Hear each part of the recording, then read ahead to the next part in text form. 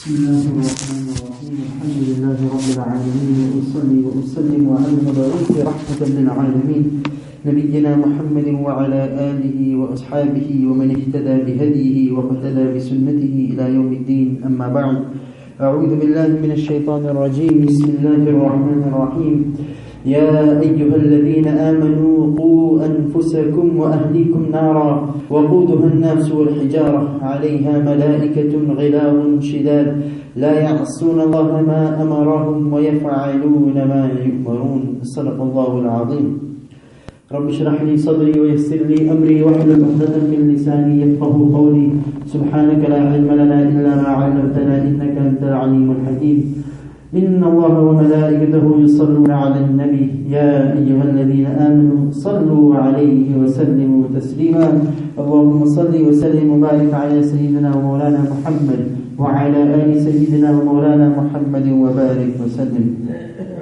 معزز سامعين الكرام respected elders and brothers Alhamdulillah over the past few weeks I've been speaking about Tarbiyah and the Islamic upbringing of children and how we can make our children into lighthouses and beacons for Islam and for humanity. गुज़िश्ता कुछ हफ्तों से हमारी बात चल रही थी कि बच्चों की तरबियत कैसे करें, बच्चों की परवरिश कैसे करें इस्लामी माहौल में. First I spoke about the tarbiyah of a child starts before marriage. It doesn't start after the child is born. It doesn't even start when you're married. It starts before marriage when you choose your spouse. When you choose your spouse, you have a good idea about how your children are going to become. If your wife is somebody who's always on the streets, who's somebody who has no khiyal for Islam, who doesn't wear a scarf, things like that, then what hope can you have with your children? And on the other hand, if you have a pious wife who's always praying salah, who stays at home praying salah, who does the khidmat of her husband, of her parents, then you can have hope that my children from this wife will be good children. बच्चों की तरबियत शादी से पहले से शुरू होती है कि अपने बच्चों के लिए अच्छी बीवी तलाश करो, अच्छे बहू तलाश करो, अच्छे दामाद तलाश करो, ताकि आपके बेटे और आपके नवासे, आपके पोते अच्छे हो. अगर आपने अपनी बेटी की शादी करवाई ऐसे दामाद के साथ जो खुद नमाजी नहीं है, तो क्या उम्मीद रखते हैं कि मेरे पोते, मेरे नवासे भी नमाजी होंगे? How is it possible that the father doesn't pray salah and the child prays salah? Have you ever heard it anywhere? That the father is so disobedient and the son becomes obedient? Impossible. The son and the children become like the parents are. Which is why I'm talking about the parents' responsibilities. Today we focus on the children. We focus on the children. But we forget the problem aren't the children. The problem are the parents. When the parents fix themselves, then the children will automatically fix themselves. It's a natural chain of events. And then we discuss when they become married, when they get married, and when the wife when the wife starts to carry the child, or बीवी जब हामिला होती है, तो फिर क्या करे? We said the wife should pray salah, she should pray her du'as, pray the Quran. She should make sure she stays away from everything haram. In the same way, doctors will say stay away from alcohol, stay away from smoking, stay away from these foods. In the same way, Islam has a spiritual prescription. Stay away from these sins and do these good things. Allah subhanahu wa ta'ala will then bless you with good children. So now the child is born. We discussed how then name keeping of a child, how names affect the child. And we didn't finish that topic. बात चल रही थी कि हम जो बच्चे के नाम रखते हैं, बच्चों के जो नाम रखते हैं, नाम का असर होता है बच्चों पे. I'll give you an example. It's a hadith, one of the last hadith in Sahih Muslim. And Allah subhanahu wa ta'ala speaks about it in the Quran. هَذَانِ خَصْمَانِ اخْتَصَمُوا فِي رَبِّهِمْ. Allah says there were two groups who met in the battle of Badr. The kuffar met and the Musliman met in the battle of Badr. The Muslims on one side, the kuffar on one side. In those days, you didn't start fighting straight away. In those days, each army would stand in their own quarters. 1000 is taraf or 313 ek taraf. 1000 one side, the 1000 kuffar one side, 313 Muslims the other side. They don't start fighting it. What they do is, they send 3 people from each party going to the middle. 3 people from each army go into the middle and have a fight. This is called Mubaraza. Mubaraza is when, before the actual battle ensues, 3 people from each party come into the middle and they fight. So from the Muslims, Nabi Sallallahu Alaihi Wasallam said 3 people stand up. So Sahaba stood up ready to fight, to be the first 3 to fight. And Nabi Sallallahu Alaihi Wasallam said, okay, I'm happy with you. The kuffar came and the kuffar said, we're not happy with these guys. Oh Nabi, we want these certain people. We want people from your family. So when they get killed, we want you to feel the pain. If it's a third person, okay, you'll feel the pain because a Muslim has died. But if it was somebody from your family, you'd feel the pain even more. And we want to kill them. So he said, okay, Ali, ya Ali, ya Hamza, ya Ubaidah. He said, Ubaidah stand up, Hamza stand up, Ali stand up, Ridwanullahi alayhim ajma'in. They came from the Muslim side. From the kuffar side, who did we have? From the kuffar, there was Walid, there was Shayba, and there was Utbah. 3 people, Walid, Shayba and Utbah. The first to fight was Ali radiallahu ta'ala an and Walid, the kafir. Ali pehle larai mein aaye aur Walid saath mein aaye. Ali radiallahu ta'ala an killed him. Then it was Hamza radiallahu ta'ala an came. And from the kuffar side, Utbah came to join him. They fought, Hamza won and slayed him. And the last were Ubaidah radiallahu ta'ala from the Muslims, and from the kuffar it was Shayba who came. It was Ubaidah and Shayba. Hazrat Ubaidah radiallahu ta'ala was cut on his leg. He later, not in the battle, he later passed away from these wounds. So the Muslims won 2 and lost 1 of the 3 battles. Shaykh Yunus Sab, Damat Barakatum, he's been teaching Sahih Bukhari for 48 years now. 48 years he's been teaching the Sahih of Imam Bukhari in the second biggest madrasa in Hindustan. In Madrasa Saharanpur, Madahir Ulum Saharanpur, he's been teaching for 48 years Bukhari. He says, when I come across this hadith, he says, I think the reason why the Muslims won, the reasons why the Muslim won this Mubaraza, was because the names of the Muslims were better than the names of the Kuffar. And he says, I'll tell you why. The name Ali, we say Subhana Rabbiyal A'ala. Ali and A'ala came from the same word. They come from the word to be lofty, to be high. So he says Ali, the word Ali means to be high and to be lofty. He was fighting Walid. Walada Yalidu means to give birth, to be very small. And Walid means somebody who is small, a child. So obviously the one who is high will beat the child. So he said Ali beats Walid. And secondly, he says Hazrat Hamza came. And with Hamza, Utbah came. Hamza radiallahu ta'ala, the word Hamza means to be a lion. To be a lion and to be brave, to be courageous.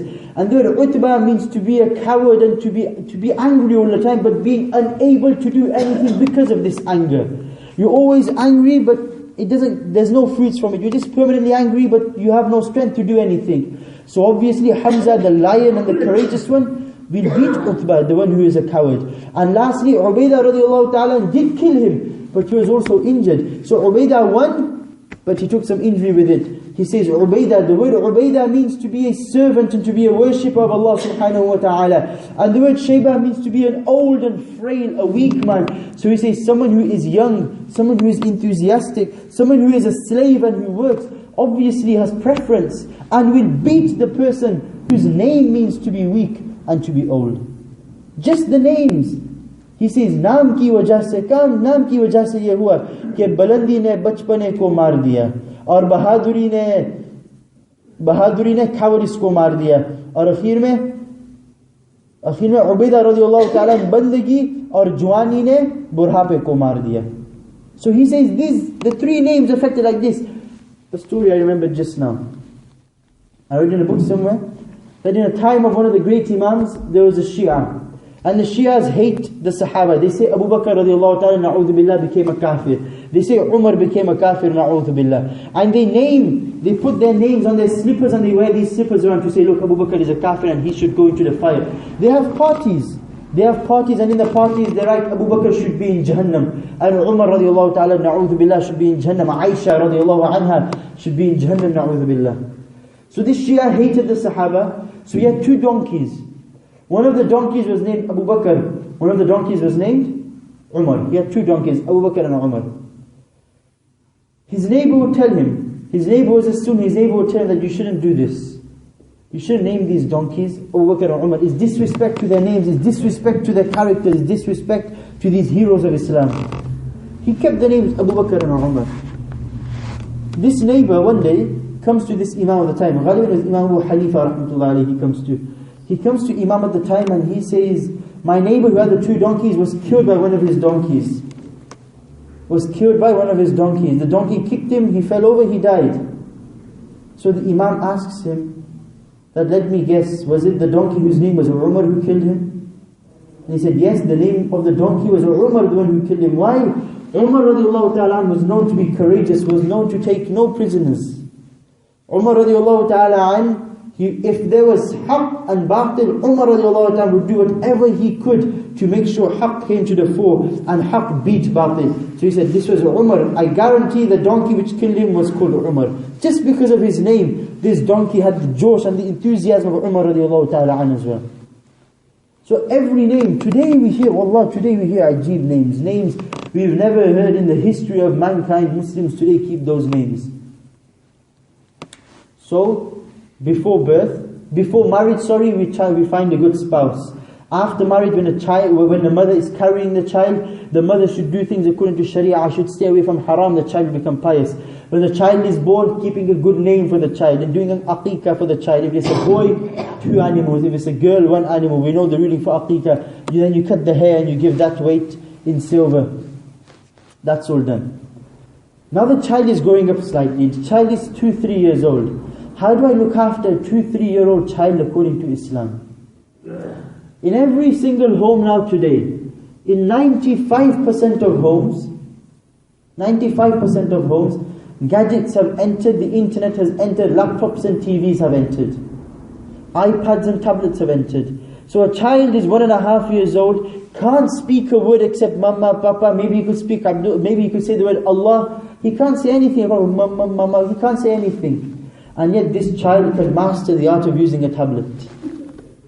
The child can use an iPad. And you wonder, what have I done to this child in 1.5 years?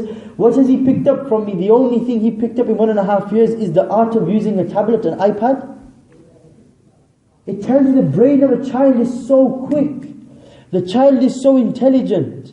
The child watches what you're doing, and the child just copies what you're doing. You come home and watch TV, the child is going to come home and watch TV. If you come home and open the Quran, the child will open the Quran. Okay, I'm not saying throw the tablets away. We have tablets at home. Don't throw your tablets away, don't throw your iPads away. But you be productive with your tablets and iPads. Instead of them going on YouTube all the time and BBC iPlayer, watching all the TV shows, I tell you what to do. Download applications. Download the Qaida. Alif, Ba, Ta. Today you have, I've done it for my nephew. Today you have the Alif, Ba, Ta application.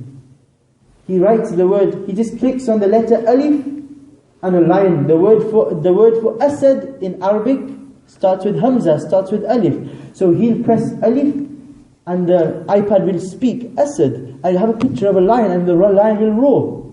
And he loves it. He goes, he tries Ba. Ba is for Batta. Batta is a duck. He's learning Arabic while he's on the iPad. So he sees Mama, Papa on the iPad, but he's becoming productive with the iPad. You've given him application so he can use the iPad. The child grows up now. And the child is hearing the conversations his mother and his father have. Today the priorities we have in our life is money.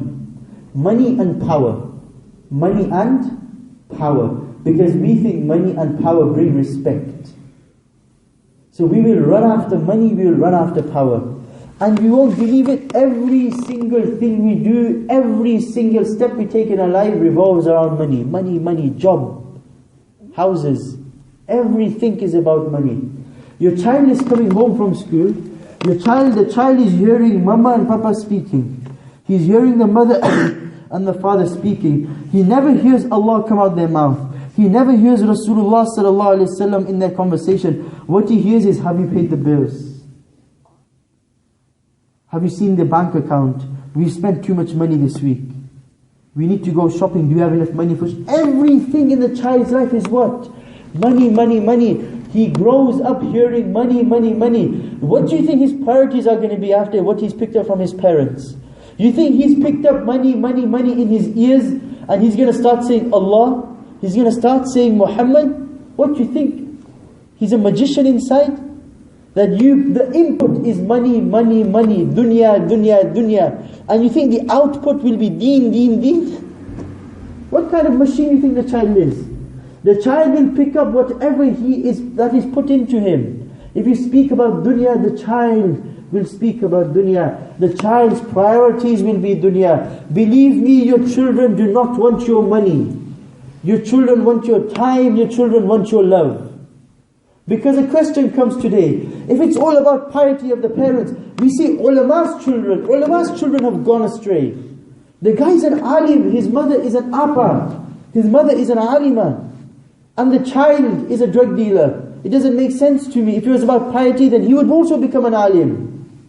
His father might be an alim, his mother might be an alima. They might be pious, but they didn't give him time. Your child needs your time. You're too busy. And I'm saying this looking at the congregation we have. Most of us are either office workers or restaurant workers. Our restaurant hours will start. When the child comes home from school, we go out. We leave the home at 4 o'clock. We come home 1, 2, 3 o'clock in the morning. We wake up, the child wakes up for school at 8 o'clock. We're asleep at 8 o'clock. We wake up at 10 o'clock, 11 o'clock. The child never sees us all day. When the child is awake, we're asleep. And when the child comes home from school, we go to work. 5, 6 days a week, your child doesn't see you. What kind of iman do you think you're going to put into this child? And the child will ask his mother, that where's Papa gone? She'll say, work. Again, money. You see what I'm saying? Money, money, money. Where's Papa gone? Money, work. He's gone to do his job.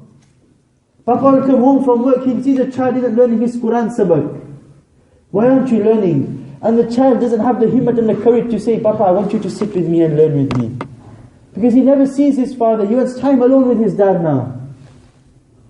Get your priorities straight. Go an hour late to work if you have to. Or wake up earlier in the morning. Only sleep for 6 hours a night. Be involved in your child's life. My Ustad Mufti Shabir says, a child every single day needs at least an hour. Give an hour to your child every day. Not so you can sit with him on the sofa and watch television with him. Speak to your child. Ask him about his day. Ask him what he did at school. Things he brings home from school, don't dismiss it. If he's made a painting at school, put the painting on the wall so he can see my father values my work. My father takes an interest in me. Forget an hour. Give 1 minute of every hour every day. How many hours in the day? दिन में कितने घंटे होते हैं? 24 घंटे. एक घंटे में से एक मिनट दो सिर्फ. Give 1 minute from every hour. Give your child 24 minutes a day. Give your child time. Give him love. Give him affection. Because if you don't give him this attention at home, I promise, I've seen my friends. I've seen what's happened to some of the friends I had. The child doesn't get attention at home, especially with daughters. If they are not given attention at home, they go and get attention from outside of the home. You don't tell your daughter, if you don't sit with your children, they'll go outside of home and go to somebody who will give them attention. Why do you think our daughters are running away to the hands of the kuffar? Because they give them time, they give them attention, they give them love. How much of it have you given your child? Why does he need to go outside the house to get this love and this attention? The child should love being at home. The child should love being at home. That my mom will listen to me, my father will listen to me. And if you don't give your child time in the youth, then believe me, when you get to retirement age, when you become 50, 60, and you have time, and now your child is 15 to 20 years old, and you want your child to give you time, you can forget it. Your child won't give you a second of his day. And your child will remember, when I was growing up, you didn't give me your time, I won't give you any of my time today. And we'll go crying to the ulama, we'll go crying to the imams, we'll go crying to the appas, we'll say, my child has gone astray, my child has become friends with this. Don't blame your child. It's very easy to blame your children. Take some responsibility on your own shoulders. What have you done for your child? You are supposed to lead from the front. You are supposed to lead by example.